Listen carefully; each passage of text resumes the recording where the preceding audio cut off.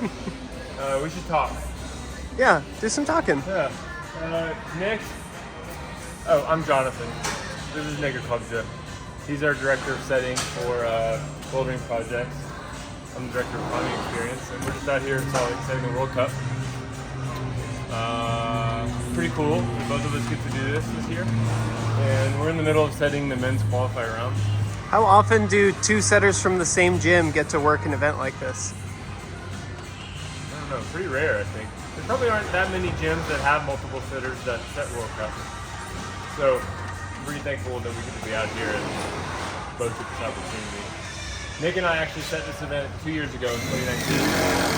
So I think, obviously we work well together because we're a VP, but we have a good time and work well together out here at the World Cup. We let the work barriers fall to the wayside and just become co-setters for a minute, which is fun. That's awesome.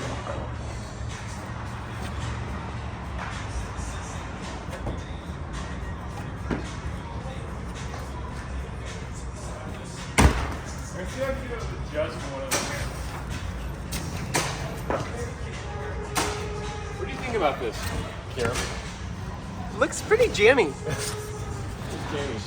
We're gonna tuck them into sleep. You know what I mean? When I get them jammies on. I will say that the Squama is a wider shoe than that one. Shoe choice is critical on these boulders. Maybe it's the right hand. Yo, what up, dog? I'm a content creator now. Nice. Oh, yeah. Right. You want to get something goes in that before your foot explodes.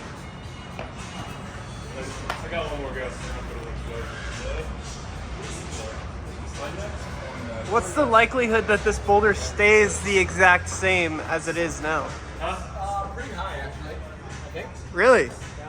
I would say that, like, you know, Morgan, one of the Salt Lake route setters, asked me before I came out here, like, how much the World Cup boulders change after we set them in forerunning. I'd say it's like half and half. Like, Yeah. especially in the qualifier round where the boulders are a little bit more basic, they'll stay pretty similar. I think just like slight mold adjustments and swaps, but we've definitely had some boulders that have taken hours and a lot of tweaks and changes because the moves are new or unique. It takes a lot of sussing out to get it right. Yeah. You say the same thing, Nick? Yeah, I think it's it really depends on the concepts and tools we're trying to execute.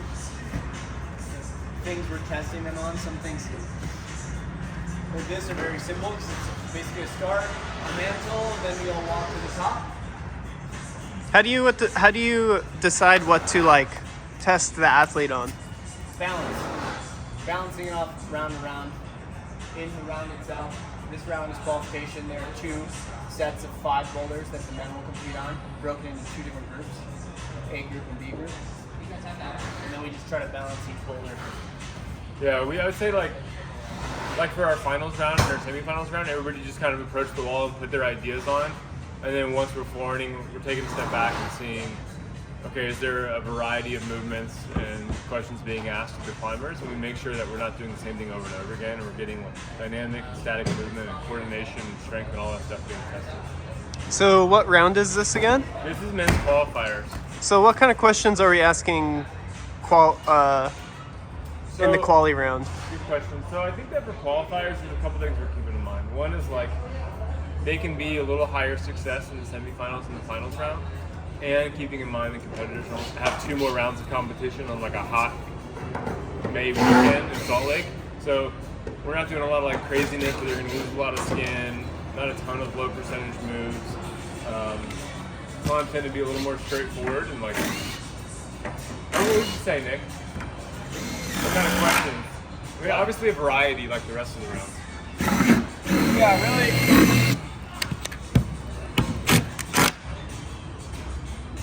really the goal of the qualification is to separate the top 20. And then the semi is for the top 7. Yeah. So if you look at a field of 80-some men or women, the we're trying to find the best 20, which is a variety of skills with a lot of attempts. So several people coming out of qualifiers might have a lot of tops on a lot of boulders, but you'll see that success rate lower in the rounds. Obscure solutions to obvious problems. That rings a bell. Yeah. It seems so familiar. Is that like a McDonald's ad? Did you do this new start move yet? No, but I got real close that last time. Oh, you're real low. I tightened it a hair because I thought it was wide. A bit foot more though. Nice, dude. Oh, but you need to go left hand to it or match?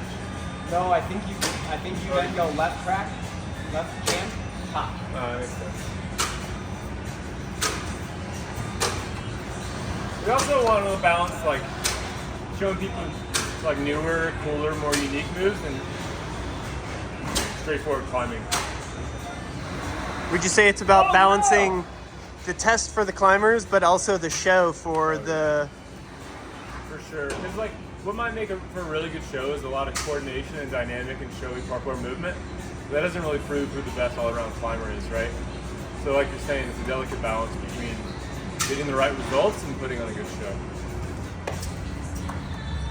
But different people have different visions for that balance. Yeah. So different chiefs, different comps look different ways.